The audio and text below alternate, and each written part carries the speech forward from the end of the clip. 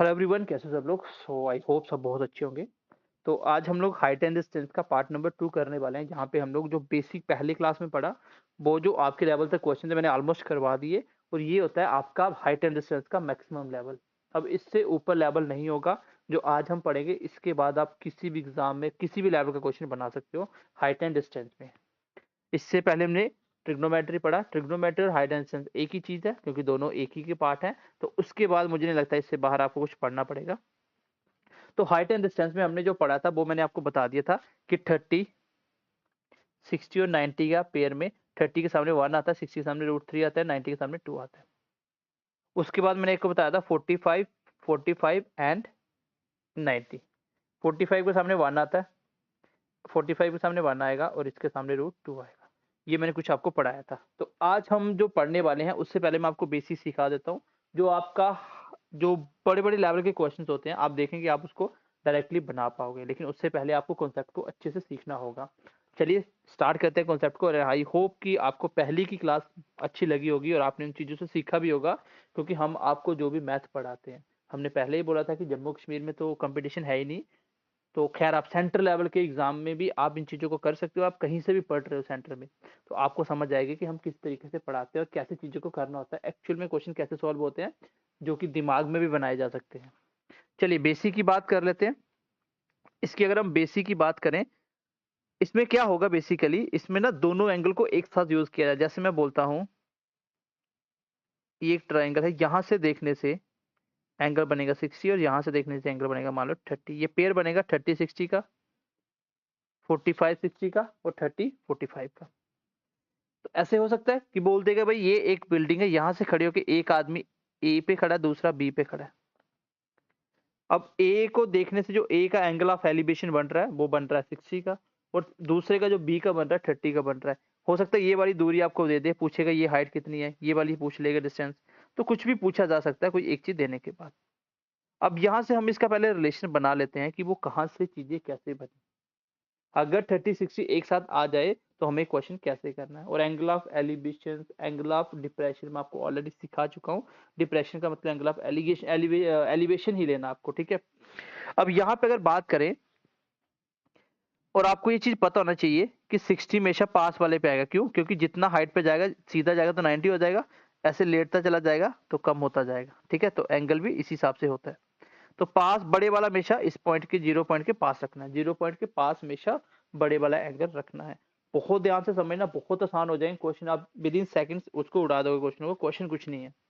अब जो पढ़ा मैं उसी को इंप्लीमेंट कर रहा हूँ। देखो अगर इस ट्राइंगल की मुझे ये वाली लेंथ, ये वाली लेंथ और ये वाली लेंथ निकालनी हो और ये वाली लेंथ निकालनी हो तो कैसे निकालूंगा? इसका तो यूज होता ही नहीं। खैर इन दोनों लेंथ को कैसे निकालना होता है, चलिए इसको निकालने की कोशिश करते हैं एक बार कि हम कैसे निकालेंगे। ये 60 था 30। अब अगर मैं बोलता हूं फिलहाल के लिए आप सोचिए कि 60 वाली लाइन बीच में नहीं है, ये लाइन बीच में नहीं है, तो 30, ये कितना बनेगा 60। मैं पहले लिख रहा हूँ 30 के हिसाब से सोचिए आप। अगर मैं 30 के हिसाब से लूँ तो ये पूरा 60 बन जाएगा और ये 90 रहेगा फिक्स। 60 को भूल जाइए, यही होगा। अब 30 के सामने क्या आता है? आपने बोला सर एक आता है। 60 के सामने क्या आता है? ये पूरी की पूरी साइड कितनी हो जाएगी? आप बोलोगे सर √3 हो जाएगी। और ये कितनी हो जाएगी सर? 2 हो जाएगी। लिखने की जरूरत नहीं है इसको, यहां तक सबको पता होगा। अब मैं आता हूँ 60 वाले के ऊपर, अब मैं आता हूँ 60 वाले के ऊपर। अब अगर मैं ये वाला ट्राइंगल ले लूं, पेन का कलर चेंज कर रहा हूँ सो दैट आपको थोड़ी समझ आए कि मैं किसकी बात कर रहा हूँ। अब मैं बात कर रहा हूँ ये वाले ट्राइंगल की, जिसको मैंने कलर्स किया है, यही मैं इसी की बात कर रहा हूँ। अगर मैं इसकी बात करूं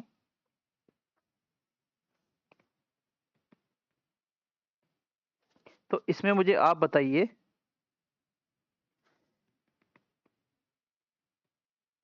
तो इसमें क्या होगा? अगर ये 60 या 30 हो जाएगा तो आपने बोला सर 30 के सामने ये वाली साइड 1 रहेगी, यहां से लेके यहां तक बात हो रही सिर्फ, क्योंकि दूसरा ट्रायंगल भूल जाइए। 60 के सामने क्या आता है? √3 आता है, लेकिन सर यहाँ पे तो 1 है, क्योंकि इस 60 के सामने वही साइड है जो 30 के सामने है। तो यहाँ पे तो 1 है लेकिन मुझे √3 लिखना है। तो क्या करें, एक ऐसी साइड बनाते हैं जो 60 के सामने 30 के सामने कॉमन रहे, क्योंकि दोनों के सामने एक ही तो लेंथ है। तो इसका रूट 60 के सामने √3 आना चाहिए। अगर मैं इसको √3 से मल्टीप्लाई कर दूं तो कोई फर्क तो नहीं पड़ेगा। लेकिन आप ध्यान से देखिए, जो 30 वाला बड़ा ट्राइंगल था उसके सामने वाली साइड को मैंने √3 से मल्टीप्लाई कर दिया। इसका मतलब उस ट्राइंगल की सारी साइडें √3 से मल्टीप्लाई हो जाएंगी। दोबारा से समझ लो इस बात को। मान लो ये एक ट्राइंगल है, इसकी साइडें 1 2 3 है, फिलहाल के ऐसे मैं सपोज कर रहा हूँ 1 2 3 है। मैं बोलता हूँ इस साइड को डबल कर दो तो ये 2 गुना हो जाएगी, तो सारी साइडों को डबल करना पड़ेगा, तभी वो ट्राइंगल सेम रहेगा। तो आप ऐसा नहीं कर सकते किसी एक लेंथ को डिक्रीज या इंक्रीज कर दो, उससे क्वेश्चन की वैल्यू चेंज हो जाएंगी। तो इसी अकॉर्डिंग मैंने क्या किया, मैंने देखा कि 60 के सामने वही लेंथ आ रही है, मान लो इसको मैं ओसी का नाम देता हूँ, ओसी लेंथ वही है जो 60 के सामने आ रही है, वही 30 के सामने है, तो मैं क्यों ना इन दोनों को एक बना लूं ताकि मुझे फर्क ना पड़े। मैंने इस 60 के हिसाब से √3 चाहिए था, मैंने बड़ी साइड को √3 बना दिया, √3 से मल्टीप्लाई कर दिया। इसका मतलब ये बड़े वाले ट्राइंगल की सारी साइडों को √3 से मल्टीप्लाई कर देते हैं। इसकी बड़ी साइड एक ये थी नीचे वाली पूरी, इसको भी √3 से मल्टीप्लाई कर देते हैं, तो ये कितना बना 3। अगर ये पूरी लेंथ 3 है, यहाँ तक छोटे ट्राइंगल को मैंने चेंज नहीं करा, मैं ट्राइंगल बड़ी की साइडें चेंज करी, ये पूरा 3 है, तो यहाँ से लेके यहाँ तक 1 है, ये कितनी हो जाएगी, आप बोलोगे सर 2 हो जाएगी। कितनी हो जाएगी 2, क्योंकि पूरी लेंथ 3 है, एक निकाल दो बची कितनी 2। आई होप ये छोटी सी बात मैं आपको समझा पाया हूँ कि मैं क्या समझाना चाहता हूँ यहाँ से, कि जब भी क्वेश्चन में 60 30 आ जाए तो आपके दिमाग में एक ही डायग्राम बनना चाहिए, ये 60 ये 30 होता है, कि सर ये √3 होता है, सर ये 1 होता है, ये 2 होता है, बस इतनी सी बात अगर दिमाग में आ गई तो क्वेश्चन खत्म। इसमें एक चीज देगा एक पूछ लेगा, वो कंपैरिजन आप कर सकते हो। क्लियर है सबको? मैं दोबारा से आपको बताना चाहता हूँ एक बार कि मैंने क्या किया यहाँ पे। मैंने क्या किया, रफली कर रहा हूँ, मैंने देखा 30 के सामने 1 होता है और ये पूरा 60 बड़ा ट्राइंगल, छोटे वाला भूल जाओ, ये भूल मैं मिटा रहा हूँ इसको। 30 के सामने सर 1 होता है, 1 के सामने 2 होता है, ये √3 होता है, इसका मतलब पूरी साइड कितनी है √3। अब बड़े वाले को बोल के छोटे पे आ जाओ 60 पे। 60 के सामने √3 होता है, लेकिन मैंने 1 लिखा, 30 के सामने तो 1 है, ठीक है। 60 के सामने मैं अगर मैं इस बड़े साइड को √3 लिख दूं, कोई फर्क तो नहीं पड़ेगा। लेकिन बड़े ट्रायंगल की साइड को मैंने चेंज किया, तो सारी साइडों को √3 टाइम करना पड़ेगा। इसको भी √3 टाइम्स किया, ये पूरी 3 बन गई। छोटे वाले ट्रायंगल की ये इस एक को चेंज ही नहीं करना, क्योंकि मैं बड़ी ट्रायंगल की साइड्स को चेंज कर रहा हूँ छोटे के अकॉर्डिंग, तो छोटे वाला वही रहेगा। तो ये 3 बन गया, ये 2 बच जाएगा, क्योंकि एक ये है, 2 ये हो जाएगा और ये √3 आ जाएगा। बस क्वेश्चन खत्म हो गया, इतना ही कॉन्सेप्ट है। अगर गलती से क्वेश्चन 30 60 पे आ गया तो आपके दिमाग में बस एक ही कॉन्सेप्ट चलना चाहिए, वो भी दिमाग के अंदर, कि सर दोनों, मान लो ये बिल्डिंग से इस ऑब्जेक्ट को देखें और इस ऑब्जेक्ट को, दो ऑब्जेक्ट खड़े हैं, पहले वाले पे एंगल ऑफ डिप्रेशन 60 बन रहा है, दूसरे पे 30 बन रहा है, इस बिल्डिंग से देखने से। या ऐसे समझ लो, यहाँ पे एक लड़की खड़ी है, उसका पहला बॉयफ्रेंड यहाँ पे खड़ा है, तो उसका एंगल 60 बन रहा है एंगल ऑफ एलिवेशन, और दूसरे का 30 बन रहा है, ठीक है। अब इन दोनों के बीच की कितनी दूरी है ये पूछ लेगा, या दे देगा कि दोनों ऑब्जेक्ट के बीच की दूरी मान लो 40 मीटर है, बताइए हाइट क्या होगी बिल्डिंग की। तो मेरे हिसाब से 30 60 बने, तो ये 2 होता है, ये 1 होता है, √3 होता है, इसका मतलब 2 की वैल्यू कितनी दी है 40, दैट मीन्स कि 20 टाइम्स, तो पूरी वैल्यू 20 टाइम्स मल्टीप्लाई हो जाएंगी। तो इसको भी 20 से कर दो, 20 √3 इस क्वेश्चन का आंसर आ जाएगा। ये आपको आना चाहिए यूनिटरी मेथड। मान लो 2 की वैल्यू 50 है, अगर √5 की पूछ ली, तो मुझे पता है 2 की 50, 1 की 25, और √5 बनाने के लिए इसको √5 से मल्टीप्लाई किया हुआ है, इधर भी √5 से कर दो, तो 25 √5 हो जाएगा। तो ये आपको आना चाहिए, एंड आई होप इसको आप कर भी पाओगे। चलिए, इस कॉन्सेप्ट को समझने के बाद हम दूसरा पेयर बना रहे हैं। अभी दूसरा पेयर बनाते हैं। जब भी क्वेश्चन 30 का आ जाए तो आपको क्या करना है, रफली जल्दी से सोच लेना है कि ये सर 2 होता है, 1 √3, बस इतनी सी बात याद आ गई, क्वेश्चन खत्म। अब दूसरा केस क्या हो सकता है, सर ऐसा भी तो हो सकता है, ये पहला केस हो गया इसी के अंदर।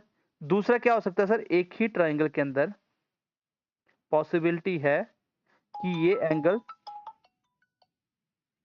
ये वाला एंगल मेरा 30 रहे और ये बन जाए 45। पॉसिबल है ये? बिल्कुल सर पॉसिबल है, ठीक है, ये भी पॉसिबल हो सकता है। अब इस केस में भी मैं सेम बनाने वाला हूँ। पहले 30 के सामने लिखिए, 30 के सामने क्या होता है सर, 1 होता है, और ये 60 होगा पूरा, 60 के सामने कितना होता है सर, √3 होता है, और ये 2 लिखने की जरूरत ही नहीं है। अब 45 पे आ जाइए, 45 तो ये भी 45 छोटे वाला, पेन चेंज कर देते हैं, ये 45 तो ये भी 45। इस ट्रायंगल को देखिए, सिर्फ छोटे वाले जो मैंने व्हाइट पे लिखा है, 45 के सामने 1 है तो पहले ही 1 है, चेंज करने की जरूरत ही नहीं है, तो इस 45 के सामने भी क्या आएगा 1। अब बताइए ये वाली लेंथ कितनी होगी ए और बी के बीच की, तो आप बोलेंगे सर पूरी √3 है, ये वाली एक निकाल दो तो ये वाली बच जाएगी। भाई इस साइड पर निकाल दो, मैं बोलता पूरी 4 है, इधर तक 2 है, तो ये कितनी होगी, 4 में 2 निकाल दो, ऐसे ही तो होगा। तो सेम मैंने एक थी साइड वाली, इस एक को मैंने कम किया √3 - 1। अगर केस बने 30, 45 का, तो क्वेश्चन में याद रखना इसकी वैल्यू 1 होती है हाइट, ये भी डिस्टेंस इस बिल्डिंग के बेस से पहले वाले ऑब्जेक्ट का डिस्टेंस 1 होता है, और ये √3 - 1 होता है। जब ये क्वेश्चन आता है बच्चों को अंडर देख के डर लगता है। तीसरा केस क्या बन सकता है, थर्ड केस सर, उसमें अगर मैं ऐसे बना दूं, अगर मैं यहां लिख दूं 60 और यहां लिख दूं 45, तो क्या होगा, बड़े बड़े ट्राइंगल पकड़ो, 45 के सामने सर कितना होता है, 1 होता है, और ये भी 45 होगा भाई, ये भी 45 होगा, तो 45 के सामने ये भी पूरा 1 हो जाएगा।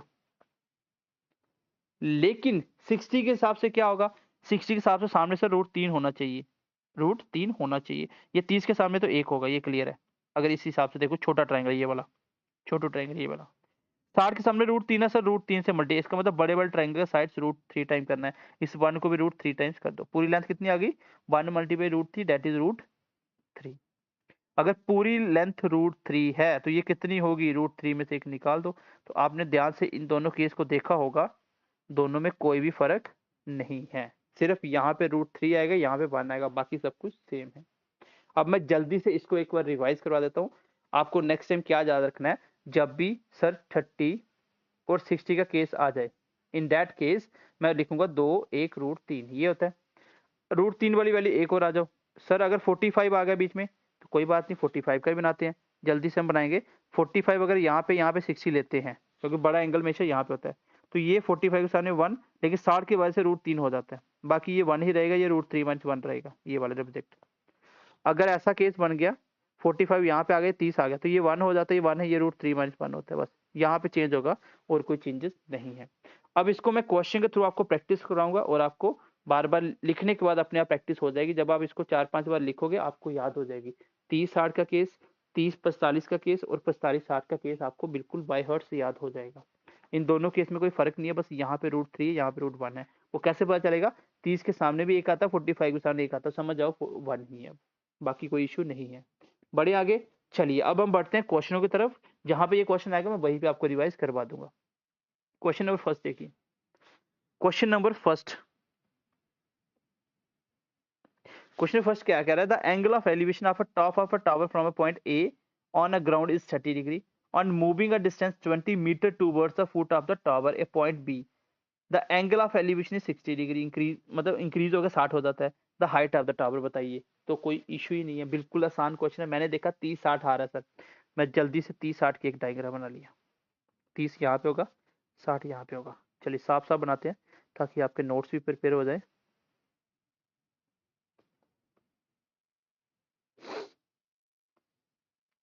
ये देखिए 30, और यहाँ पे लेते एक लाइन,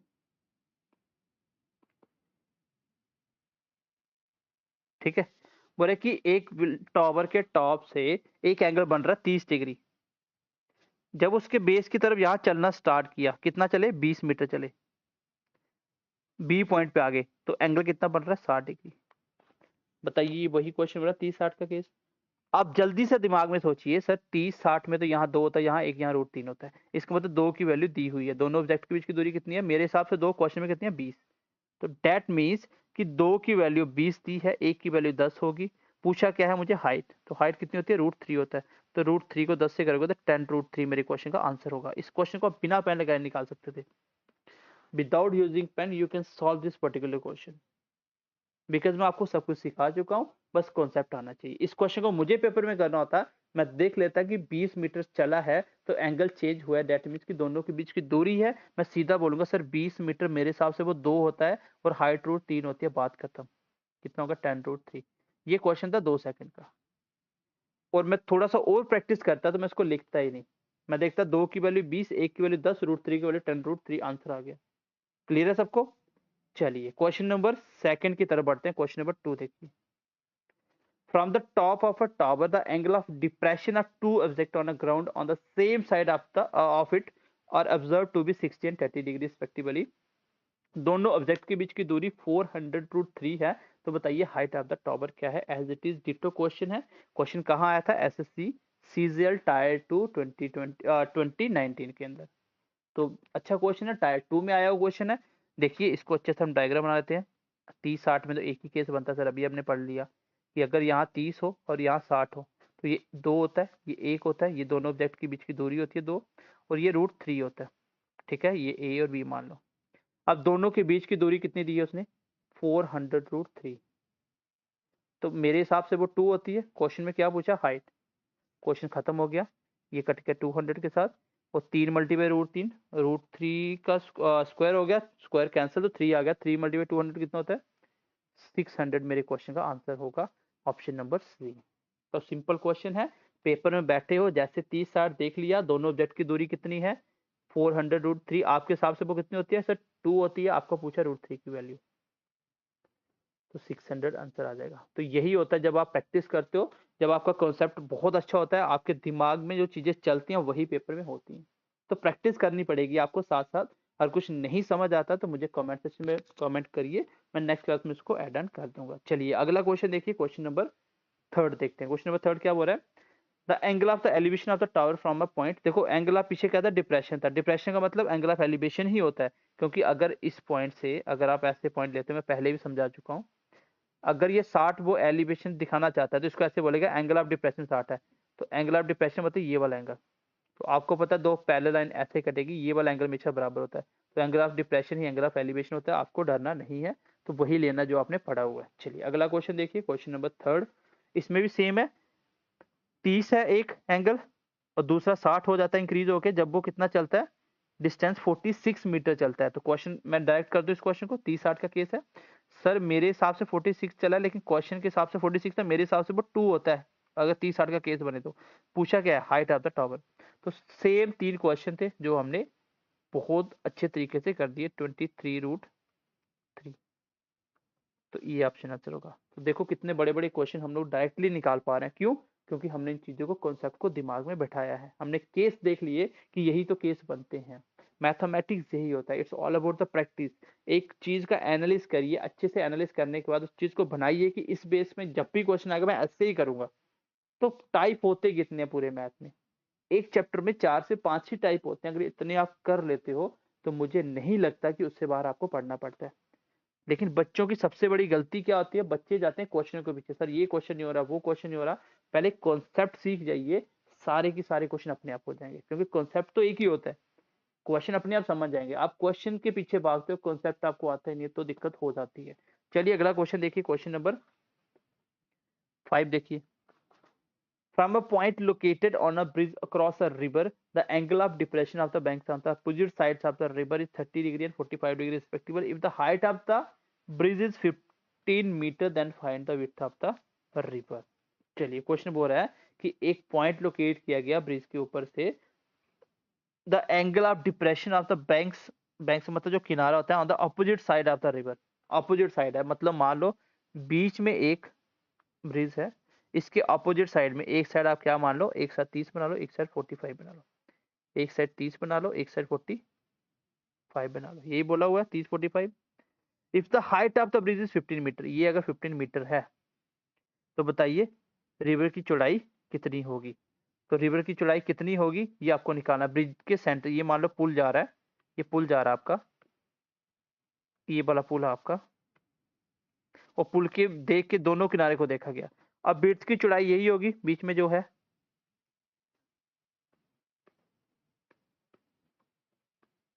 चलिए ब्रिज की चौड़ाई क्या होगी, यही तो होगी, इस साइड ये किनारा है, इस साइड ये किनारा है, तो ये पूरी की पूरी क्या होगी, रिवर की चौड़ाई होगी। अब इस क्वेश्चन को कैसे करेंगे सर, अभी हमने सीखा कि कैसे हम ट्रायंगल की साइड को चेंज करते हैं। चलिए इसको बनाते हैं क्वेश्चन को, अच्छा क्वेश्चन है वैसे ये क्वेश्चन अगर आप फर्स्ट टाइम देखोगे ना, टफ नहीं है, कॉन्सेप्ट वही जो मैंने आपको तीनों बना के बताए थे। अब आप देखिए 45 का एंगल है, ये बीच में कितना 15 मीटर है, ये कितना 15 मीटर, तो नदी की चौड़ाई यही है पूरी डिटो। अब मैं बोलता हूँ कि पहले छोटे वाला ट्रायंगल बच्चे 30 वाला पकड़िए। चलिए मैं इसको नाम दे रहा हूँ, मान लो ये है आपका ए, ये है बी, ये है सी और ये है ओ पॉइंट। अगर ट्रायंगल की बात करें ओ ए बी की, तो सर 30 के सामने एक होता है, ये 60 होगा, फिर ये तो 90 फिक्स है क्योंकि परपेंडिकुलर ही होता है जो भी बीच में ब्रिज सेंटर से देख रहा है, तो ये 60 के सामने कितना होगा, √3 होगा, यहां तक हो गया। अब इस 45 के हिसाब से ये वाला ट्रायंगल की साइड देखिए, ये वाली सामने 45 के सामने एक ही होता है, तो ये भी 45 के सामने एक होगा। अब इस दोनों साइड एक ही कॉमन लाइन है, तो दोनों एक एक है, इसका मतलब कोई इश्यू नहीं है, मैं एक ही रहने देता हूँ, चेंज करने की जरूरत नहीं है। क्लियर है? तो इसी हिसाब से आप देखिए इसकी लेंथ कितनी होगी, √3+1, पूरी कितनी होगी, √3+1। अब क्वेश्चन के अकॉर्डिंग देखिए, मेरे हिसाब से जो यहाँ से लेके बेस से हाइट थी वो एक आ रही, जिसको मैं एक मान रहा हूँ साइड, वो कितनी है, 15। इसका मतलब एक की वैल्यू कितनी है, 15 मीटर। आपको कितनी निकालनी है, पूरी ये वाली चौड़ाई। तो आपको इस एक को बनाना है, √3+1 से मल्टीप्लाई कर दो, तो इसको भी √3+1 से कर दो। यही मेरे क्वेश्चन का आंसर है, यही मेरे क्वेश्चन का आंसर है। क्योंकि एक की वैल्यू 15 थी और इसकी पूरे की निकालनी थी, तो एक की √3+1 बनाने के लिए उसी से उसको मल्टीप्लाई कर दो। ये बेसिक कॉन्सेप्ट हैं, आपको आने चाहिए, नहीं आते तो आपको मैथ पढ़ने का कोई हक नहीं है। क्योंकि यूनिटरी मेथड में आपको उस दिन सिखाना शुरू किया था जब आपको मैंने मैथ की ABC सिखाई थी, इसलिए आपको यूनिटरी मेथड अभी भी नहीं आता कि इतने की वैल्यू इतनी है वो निकालो, तो आप मैथ नहीं पढ़ सकते। ठीक है, मैंने ये आपको बेसिक से समझाई हुई चीजें सारी, एक बार कोर्स पढ़िए आप हमारा, जो आपने पढ़ा हो बच्चे उनको पता होगा कि कितने बेसिक से हमने प्लस माइनस मल्टीप्लाई से चीजें स्टार्ट की थी। एक हफ्ता लगाते हैं हम लोग बिल्कुल बच्चों को ABC सिखाने में मैथ की, तो भी नहीं कर पाओगे तो फिर मैथ कभी आएगा ही नहीं आपको, क्योंकि बिल्कुल बेसिक चीजें प्रैक्टिस की कमी होती है खाली। अगला क्वेश्चन आप मुझे करके खुद बताओगे।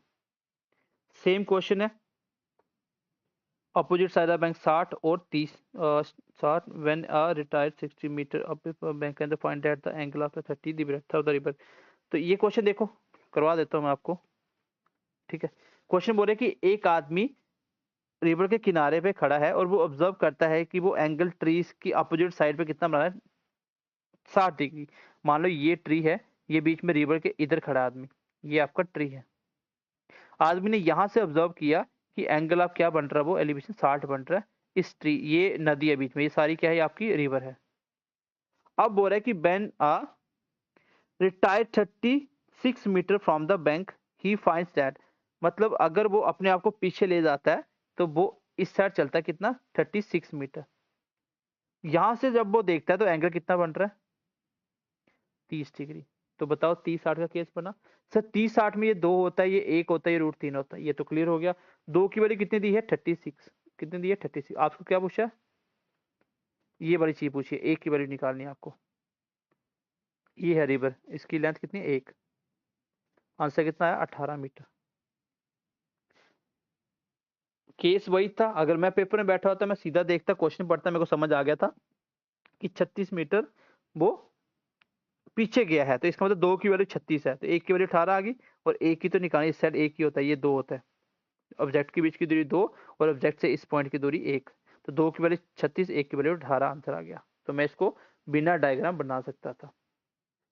जिस बच्चे ने पहली क्लास ढंग से देखी होगी उसको चीजें बहुत अच्छी समझ आ रही होगी, और उसको समझ आ रहा होगा कि इतने बड़े बड़े क्वेश्चन में सीधे विद इन सेकंडों में उड़ा सकता हूँ, without using any diagram, without using any pen, में डायरेक्टली बना सकता हूँ। बस आपको इसकी जो लैंग्वेज दी होती है उसी को समझना होता है। आगे बढ़े, चलिए क्वेश्चन नंबर नेक्स्ट देखते हैं। चलिए क्वेश्चन नंबर ये देखिए, क्वेश्चन नंबर 7।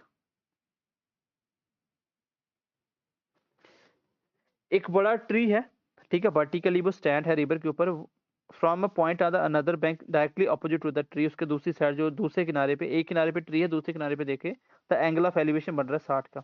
30 मीटर अगर behind this point on the same bank, उसी साइड से वो थोड़ा 30 मीटर पीछे चला जाए तो एंगल ऑफ एलिवेशन 30 हो जाता है। बताइए हाइट ऑफ द ट्री क्या होगी, ये आप मुझे करके बताओगे।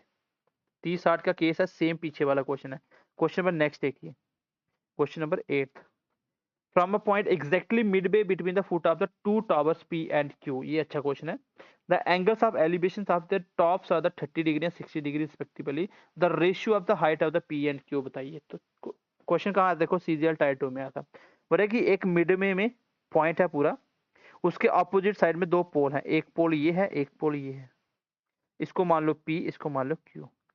क्योंकि पहला जो दिया ना 30 डिग्री, वो P वाला है, और 60 क्या है, Q वाला है, तो रिस्पेक्टिवल लिखा है। तो P के नीचे जो एंगल बनता है मिड बे से, यहाँ मिड बे है, कहाँ से, foot of the two, from the point exactly midway between the foot of the two towers, इस टावर के मिड बे में एक सेंटर में पॉइंट है बिल्कुल, ठीक है। और the angle of elevation of the tops, उसके टॉप से जो एंगल बन रहा है, इसका एलिवेशन जो एंगल बन रहा है, P वाले से बन रहा है 30 का, और Q वाले से बन रहा है 60 का, ये बोल रहा है क्वेश्चन में। तो बताओ पी और क्यू, जो पी क्यू जो टावर, ये वाले टावर की और ये वाले टावर की हाइट का रेशियो क्या है, ये मुझे बताना है। तो कैसे निकलेगा, बिल्कुल वैसे जैसे हम करते आ रहे हैं। सर ये मिड में है, 30 के सामने 1 होता है और ये 60 है, 60 के सामने √3 होगा। यहाँ तक क्लियर है सबको। लेकिन अगर मैं इस साइड चलूं, 30 यहाँ पे आएगा, 30 के सामने यहाँ पे 1 होगा और 60 के सामने √3 यहाँ चला जाएगा। लेकिन सर क्वेश्चन में ये बात बोली गई है कि ये बिल्कुल मिडल में पॉइंट है। अगर मिडल में है तो ये दूरी दोनों इक्वल होनी चाहिए, बताइए भाई, दोनों दूरी इक्वल होनी चाहिए क्योंकि मिड में है। अगर इक्वल है तो इसको भी मैं √3 बना देता हूँ, या इसको 1 बना दो। इसको √3 बनाना ज्यादा आसान है। इसको √3 बनाने के लिए √3 से मल्टीप्लाई कर दो, तो ये बन गई √3। सारी साइडों को इसके ट्रायंगल √3 से मल्टीप्लाई करनी पड़ेगी क्योंकि ये क्यूब वाला ट्रायंगल को मैंने √3 से मल्टीप्लाई किया है। क्लियर है सबको। अब अगर मैंने इसको √3 से मल्टीप्लाई किया तो ये कितना बन गया, 3। ये कितना, 1। आप बताइए पी वाले पोल की क्यूब से रेशियो क्या है। आप बोलोगे सर 1:3, 1:3, क्योंकि कितनी आई लेंथ, 3।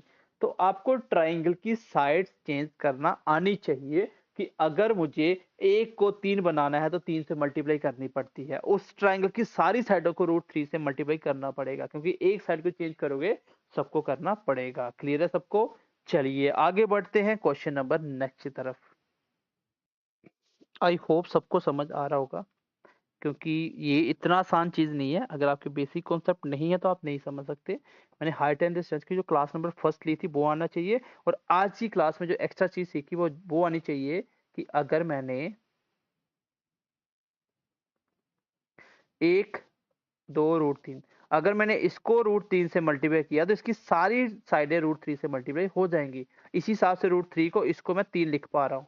कैसे, क्योंकि √3 से मल्टीप्लाई किया सबको। तो जिस भी से आप मल्टीप्लाई करोगे, जिस भी नंबर से, तो आपको ऐसे ही करना है। जैसे ये क्वेश्चन देखिए, बेसिक क्वेश्चन ये आपको खुद करना चाहिए। वैसे कितने क्वेश्चन हो गए हमारे, क्वेश्चन हमारे हो गए,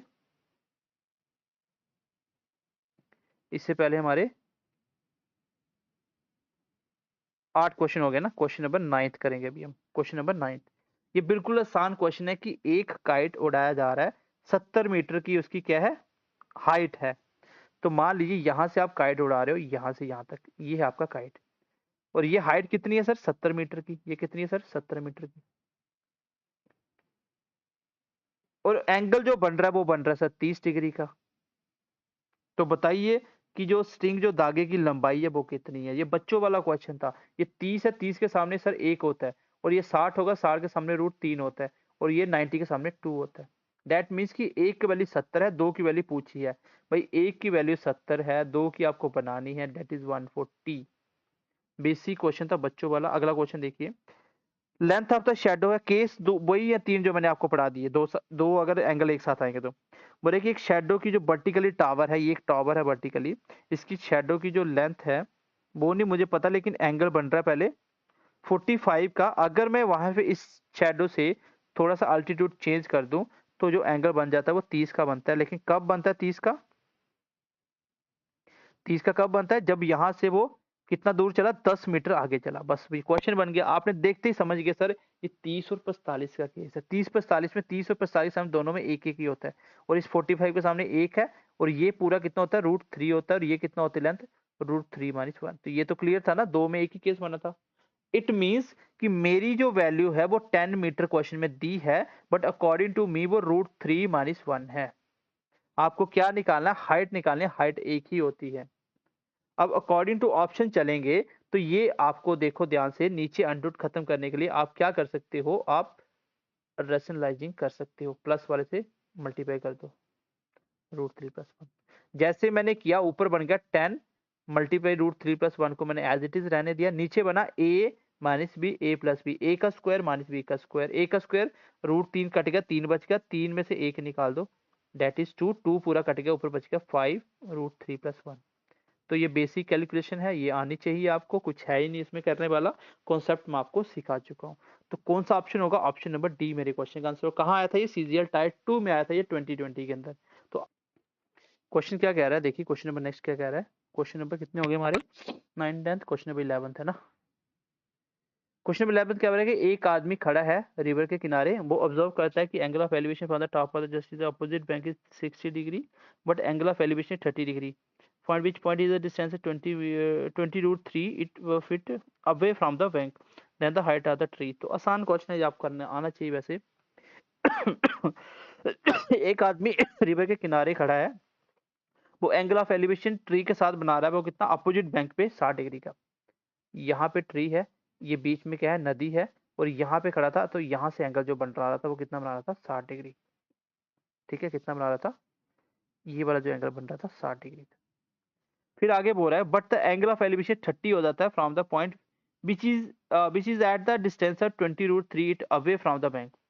वो इस किनारे से कितना दूर चला जाता है, 20√3 दूर चला जाता है। तब एंगल ऑफ एलिवेशन कितना बन जाता है, 30 का। बस हो गया सर, 30-60 का केस है। ये 2 की वैल्यू होती है, ये 1 होता है, ये √3 होता है। डेट मीन्स की 20√3 मेरे 2 की वैल्यू है। आपको क्या पूछा है, हाइट पूछी है, तो √3 से मल्टीप्लाई कर दो, आंसर कितना आ गया, 10 × 3 दैट इज 30 फीट की हाइट होगी, क्योंकि √3 × √3 3 होता है। तो ऑप्शन नंबर सी आंसर होगा। तो बेसिक क्वेश्चन है, कुछ है ही नहीं करने वाला। अब मैं कुछ क्वेश्चन करूंगा, कुछ आपको करने के लिए दूंगा, देखते हैं। 6 क्वेश्चन बचे हैं, 2-4 करेंगे खाली। हाँ, ये क्वेश्चन मैं कर देता हूँ। चलिए, ये क्वेश्चन मैं कर देता हूँ। क्वेश्चन क्या बोल रहा है, एक एरोप्लेन उड़ता हुआ जा रहा है जिसकी हाइट कितनी है, 2427 from the ground passes vertically above another aeroplane. एक जहाज है, उसके ऊपर से एक जहाज उड़ रहा है, ठीक है, एकदम से उसको क्रॉस करता है। When the angle of elevation of the to aeroplane from the same point on the ground is 60 degree and 30 degree respectively. चलिए इसको बनाते हैं। ये एक प्लेन मान लो यहाँ से इसने इसको क्रॉस किया, ये ग्राउंड है, पहले वाले का एंगल और ये दूसरे वाले का एंगल सेम। तो बड़ा कौन सा होगा, यही बड़ा होगा स्टेट में, ये थोड़ा लेटा हुआ है, ये थोड़ा कम हो जाएगा। ठीक है, ये कम होगा, ये ऊपर वाला ज्यादा है, क्योंकि ऊपर वाला एंगल जो होता है वो स्ट्रेट जा रहा है, नीचे वाला एंगल ऐसे लेटा हुआ है, तो ये कम ही होगा ऊपर वाले से। ठीक है, ऊपर वाला ज्यादा होगा, तो ऊपर वाला मैं कितना, चलिए एंगल थोड़ा सा बड़ा बनाते हैं, हम भी ट्राइंगल बड़ा बनाते हैं। मान लीजिए एक जहाँ ये है, दूसरा ये है, एक ने ऊपर एक दूसरे को क्रॉस किया, एक सेम पॉइंट है, एक का एंगल ये वाला है, दूसरे का एंगल ये वाला है। बड़े वाला ये वाला होगा, ठीक है, ग्राउंड से पूरा ये वाला पूरा, और छोटा ये होगा। छोटे वाला कितना बना रहा है, 30, बड़े वाला पूरा कितना बना रहा है, 60। क्लियर है सबको। The vertical distance between the aeroplane at the instant, जो वर्टिकली डिस्टेंस है दोनों एरोप्लेन के, ये वाला कितना है, क्योंकि जो एरोप्लेन है वो कितनी हाइट पे उड़ रहा है, इतनी से, from the ground passes vertically above the another plane. ये हाइट पूरी दी हुई है, कितनी, 2427, और दोनों के बीच की ये दूरी निकालनी है। केस तो ये 30-60 का है, लेकिन आप क्वेश्चन कैसे करोगे, क्वेश्चन अच्छा है ये, 30-60 के हिसाब से बस कुछ नहीं, ट्राइंगल की साइड चेंज करनी है। एक जहाज से ऊपर से एक जहाज निकल गया, जो ऊपर वाला निकल गया उसकी हाइट दी हुई है मुझे, और दोनों के बीच की दूरी पूछी हुई है। चलिए ट्राई करते हैं। मेरे हिसाब से 30 के सामने क्या होता है सर, 1 होता है, और ये 60 होगा, 60 के सामने √3 हो गया, ठीक है, बेस सेम है। दूसरा 60 के सामने पूरी हाइट √3 होती है, 30 के सामने पूरा 1 होता है। मानते हो ये चीज भाई, इस अगर ये पूरा 60 है, 30 होगा, तो 30 के सामने 1 होगा, इसका मतलब ये वाली साइड तो सेम है ना, इसके दोनों के सामने एक ही चीज आनी चाहिए। ये तो 1 आ गया, ये √3 आ गया, तो क्या करें सर, इन दोनों साइड को एक बनाने के लिए बड़े वाले ट्राइंगल की साइड को √3 से मल्टीप्लाई कर दो। ये बड़े वाले के, क्योंकि ये √3 किसके हिसाब से आया, √3 आया मेरा किसके हिसाब से, 60 के हिसाब से, इसका मतलब 60 वाले की साइड चेंज करनी है। ठीक है, 60 वाले की साइड चेंज करते हैं। 30 के सामने ये 1 था, 60 के सामने √3 था, ओके था। अब मैंने बड़े वाले साइड को चेंज कर दिया, बड़े वाले ट्राइंगल को चेंज किया मैंने 60 के हिसाब से। कितना, 30 के सामने 1 था, लेकिन 1 को √3 बनाया, उसी हिसाब से बड़े वाले का 60 है, 60 के सामने पूरा कितना है, √3 होता है, √3 को भी √3 से मल्टीप्लाई करना है। आई होप कि आप इसको नहीं समझ पाए होंगे, मैं दोबारा से बताता हूँ। अगर मैं आपको यहाँ से पूछूं, पहले मैंने छोटे वाले ट्राइंगल के साथ 30 के सामने 1 होता है, 60 के सामने √3 होता है, यहाँ तक पूरा। अगर मैं बड़े ट्राइंगल को इसको पकड़ लूं, तो 60 के सामने √3 होता है, इसका मतलब पूरी साइड कितनी है, √3 है। 30 के सामने पूरी 1 होती है, ये सबको पता है। लेकिन ध्यान से देखो, ये नीचे वाली साइड है वो दोनों की कॉमन है, तो सेम कैसे बनाए सर, बड़े ट्रायंगल की साइड 1 आ रही है, उसको √3 बनाए, तो इसको √3 से मल्टीप्लाई कर दे, तो बड़े ट्रायंगल की बड़े ट्रायंगल की सारी साइड को √3 से मल्टीप्लाई करना पड़ेगा। ये बड़े ट्रायंगल को, इसको भी √3 से मल्टीप्लाई कर दो। ये कितना बन गया मेरा, 3 बन गया। बस मेरा क्वेश्चन खत्म हो गया। पूरी लेंथ अगर 3 है, पूरी लेंथ अगर 3 है, तो छोटे बड़े कितनी है सर, 1 है। ऊपर बड़ी कितनी होगी, क्योंकि पूरी लेंथ आई 3, ये छोटे वाले कितनी है 1, तो ये कितनी होगी फिर 2 हो जाएगी। तो यही तो निकालना था। 2427 3 की वैल्यू मुझे 2 की निकालनी है, क्योंकि पूरे की 3 है ना, 3 की, तो कितना आ जाएगा 8 3 24, 9 3 27, 9 दूनी 18 का 1 और 1 8 3 16, 1618 इस क्वेश्चन का आंसर आ जाएगा। ये मेरे क्वेश्चन का आंसर होगा। आई होप समझ पाए होंगे। इसमें कुछ नहीं है, ट्राइंगल की साइडें ही चेंज करनी होती हैं, और मैं आपको पहले ही सिखा चुका हूँ कि उस ट्राइंगल की साइडें सारी चेंज कर दीजिए अगर हमें कॉमन बनाना। जैसे नीचे वाली कॉमन साइड है ना, दोनों के सामने जो साइड आ रही है, दोनों को एक बनाना होता है, और जितने से भी मल्टीप्लाई करो, और जिस ट्राइंगल की साइड चेंज हुई है वो सारी चेंज कर दो उसी हिसाब से √3 से। मैंने इस एक को क्यों नहीं चेंज किया, क्योंकि इसकी ट्राइंगल ये साइड चेंज हुई नहीं है, पूरी साइड चेंज हुई है, इसलिए √3 से पूरी वाली को मल्टीप्लाई किए हुए। अगला क्वेश्चन देखो, समझ आ गया तो ठीक है, नहीं आया तो छोड़ देना ये क्वेश्चन ऊपर वाला। अगला क्वेश्चन देखो, पी और क्यू दो पॉइंट है ग्राउंड के either side of the pole and angle of the elevation of the top of the poles are observed as P is and Q is 60 and 30 degree respectively. Distance between them is 84√3। What is the height of the pole. तो बिल्कुल 30-60 का case है, either side मतलब किसी एक side पे है, तो मैं दोनों इसी साइड मान लेता हूँ। रिस्पेक्टिवली है, 60 वाला क्या है पहले वाले का, ये पी मान लो ये क्यू मान लो, क्योंकि 60 यहाँ पे आएगा और 30, बस हो गया क्वेश्चन। सर ये 2 होता है, ये 1 होता है, √3 होता है। क्वेश्चन के हिसाब से ये कितना है 84√3, मेरे हिसाब से कितना है 2। पूछा क्या हाइट √3, तो आंसर आ चुका है मेरा 4, तो 42 मल्टीप्लाई 3 कितना 126। ये मेरे क्वेश्चन का आंसर होगा, 126 होगा इस क्वेश्चन का आंसर। ठीक है, तो आई होप इसको कर पाओगे, 126 होगा। ऑप्शन गलत है इसके। आगे बढ़ते हैं, ये क्वेश्चन आया था, गलत आया था पेपर में। अगला क्वेश्चन देखिए, हाँ ये क्वेश्चन देखिए, इसमें आप देखोगे सर लेंथ तो दी नहीं है, लेकिन लेंथ दी हुई है, आपको समझना पड़ेगा। क्वेश्चन 30-60 का, मैं केस बना लेता हूँ कैसे है। बोले कि angle of elevation of the balloon from the 2 consecutive kilometre stones along with the along a road from 30 and 60 respectively, then the height of the balloon कितनी है। तो एक बैलून मान लो यहाँ पे आपका बैलून उड़ रहा है, ठीक है। उसके बाद बोल रहा है कि अगर वो कितना कंसेक्यूटिव किलोमीटर की दूरी से देखे एंगल बनाए, तो एक 60 बनता है, एक 30 बनता है। और मेरे हिसाब से 2 होता है सर, ये 1 होता है, √3 होता है। ये क्लियर है सबको। अब क्वेश्चन में देखो, उसने कोई वैल्यू गिवन नहीं दी, तो भी क्या पूछ लिया, हाइट पूछ ली, ये वाली क्या होगी। तो अगर मैं आपको पूछूं उसने क्या बोला है, आप बोलोगे सर उसने बोला है कंसेक्यूटिव किलोमीटर स्टोन। कंसेक्यूटिव का मतलब क्या होता है, एक के बाद एक, जैसे 25 किलोमीटर 26 किलोमीटर एक, फिर 27 किलोमीटर ऐसे। तो ये मुझे पूछना पता नहीं है, लेकिन ये वाली दूरी कितनी होगी कंसेक्यूटिव किलोमीटर। अगर मान लो यहाँ तक कितनी है 550 किलोमीटर, तो आगे कितनी हो जाएगी ये 560, 550 के बाद 551 हो जाएगी। 1 किलोमीटर कंसेक्यूटिव 1 किलोमीटर बढ़ना है ना, इसका मतलब ये वाली दूरी क्वेश्चन के अकॉर्डिंग कितनी है 1 किलोमीटर है। ये वाली क्वेश्चन के अकॉर्डिंग वो 1 किलोमीटर है, मेरी कितनी है वो 2 होती है सर। क्वेश्चन में 30-60 के हिसाब से पूछा क्या √3 की वैल्यू। ये था क्वेश्चन बेसिकली। कंसेक्यूटिव किलोमीटर का यही मतलब होता है ना, एक एक करके बढ़ता जाएगा। तो इसका मतलब इससे इस 1 किलोमीटर की दूरी तक वो कितना एंगल हो गया 30 हो गया। दैट मीन्स कि मेरी ये 1 किलोमीटर दी हुई है क्वेश्चन में। अब मेरा ये 2 होता है, इस हिसाब से √3 पूछा, क्वेश्चन खत्म हो गया, √3/2 आंसर आ जाएगा।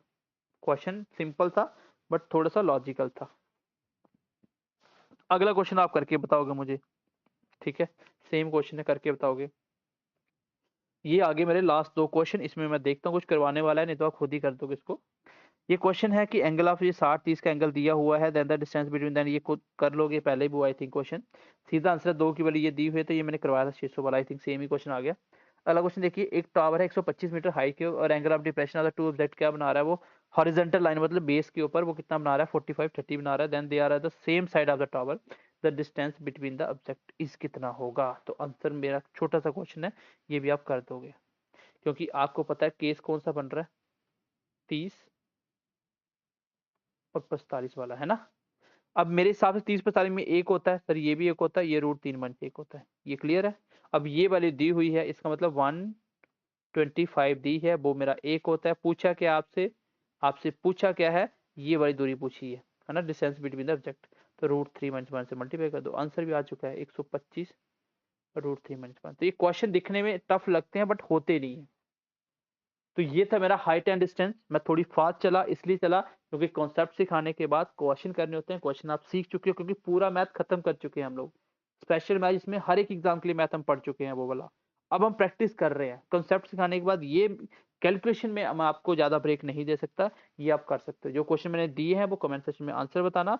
बाकी आई होप कि हाइट एंड डिस्टेंस में अब आपको डाउट्स नहीं बचेगा। हाइट एंड डिस्टेंस कहीं भी आ जाए आप इजीली बना सकते हो। जो बच्चा मेरे से पहले से पढ़ा उसके लिए तो बहुत आसान हो गया, जिसने नहीं पढ़ा वो जेकेएसएसबी ऑनलाइन ट्यूटोरियल में जाके प्ले स्टोर में जाके उसके स्टोर के अंदर जेकेएसएसबी ऑनलाइन ट्यूटोरियल के वहाँ पे आप मैथ का कोर्स देख सकते हो। वहाँ पे बहुत सस्ते प्राइस में, मतलब एक पेन की प्राइस में हमने कोर्स रखा हुआ है ताकि हर एक बच्चा पढ़ ले। वहां से पढ़िए, आपको मैथ में कभी जिंदगी में आपको मैथ से नहीं लड़ना पड़ेगा, मैथ बहुत आसान हो जाएगा। चलिए मिलते हैं अगली क्लास में, तब तक के लिए ध्यान रखिए अपना। Bye bye, take care and God bless you.